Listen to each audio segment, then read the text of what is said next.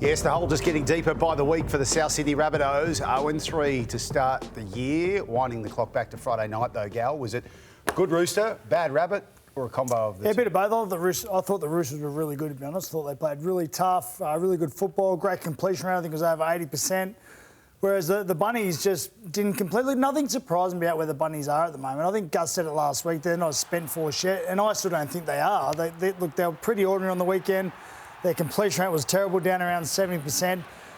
Their forwards haven't been doing much at all. Their big names haven't been playing real well.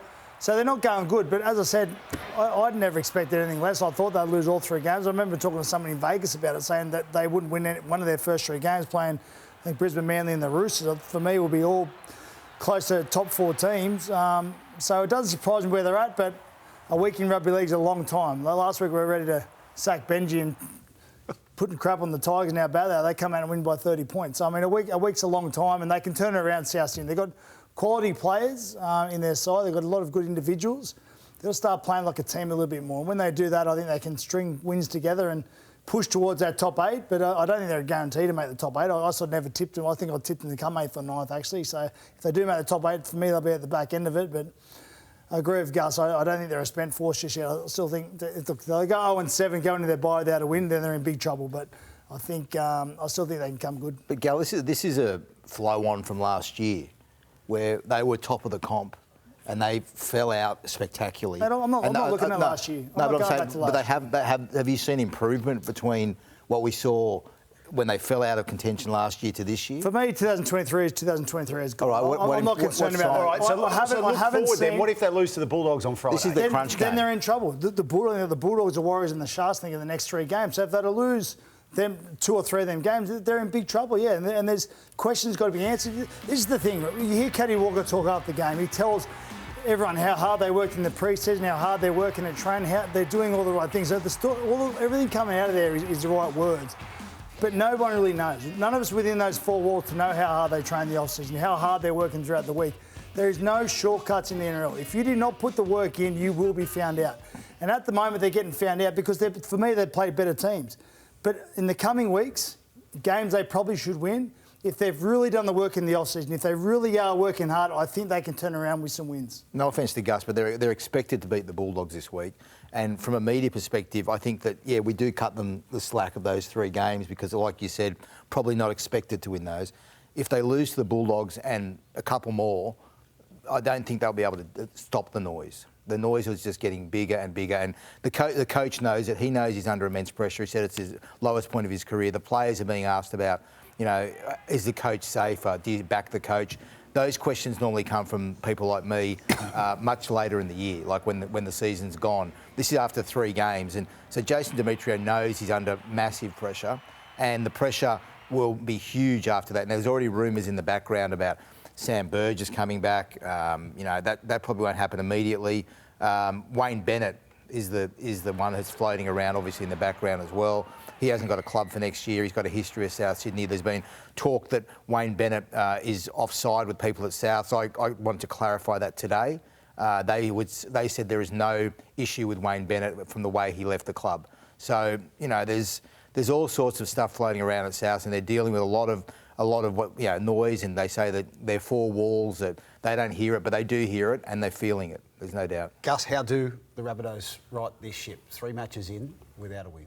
Well, a couple of things. Firstly, the game the other night against the Roosters. I've seen the Roosters do that to very good teams over the years. The Roosters score tries that no other team can score, and they scored a few of them in that game the other night. When they are on and the ball is sticking and they're playing as free with spirit as they were the other night, they can run up a score on someone, and Rabbitohs were never in the contest.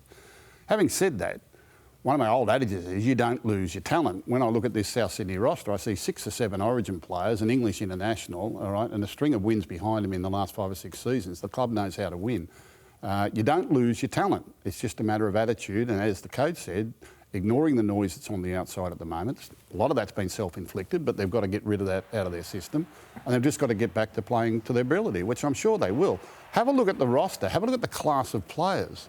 When Michael Maguire goes to pick his Origin team later this year, don't tell me 4 or 5 of these names won't be, in the mix to be playing in his side. So, they could bounce back to form at any moment.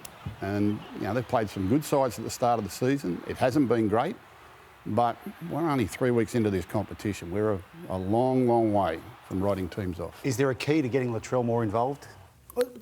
Statistically, he actually is more involved. Statistically, he's actually touching the ball more than he has the past 2 seasons and making more metres. The thing I think what happens with Latrell, we compare him to James Tedesco and Dylan Edwards. He's not that player.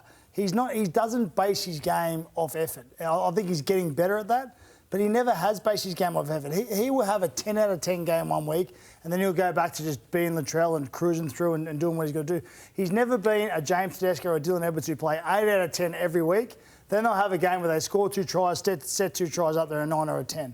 He's just never been that player. So I think we've got to stop comparing him to some other fullbacks in the comp and understand he's his own. He's his own person. He's his own type of fullback. And when he gets it right, he gets it right. But when he doesn't get it right, he can be lazy at times. And there's a lot of footies going around of him at the moment when tries are being scored. He's not in the picture. But that's just Latrell. I think we compare him too much to other fullbacks. There was rumours going around that he trained at centre today, which I was down at training. I got there a bit late, but I didn't see that. But I also then asked the coach later in the day whether he had been training at centre. And no, he hasn't. He's been training at fullback. So he's still trained at fullback.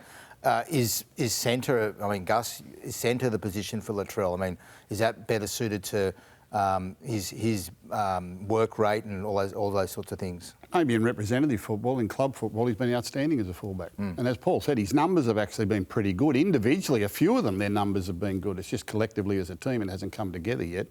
And they were blown off the park by the Roosters. You can't get away from that. But as we've seen in the last 3 weeks, form can be very uptown. You can turn that around in the space of a few days, which I'm sure that they're intending to do this weekend. So I can't write them off just on the quality of the roster and the quality of the personnel there. You don't lose your talent.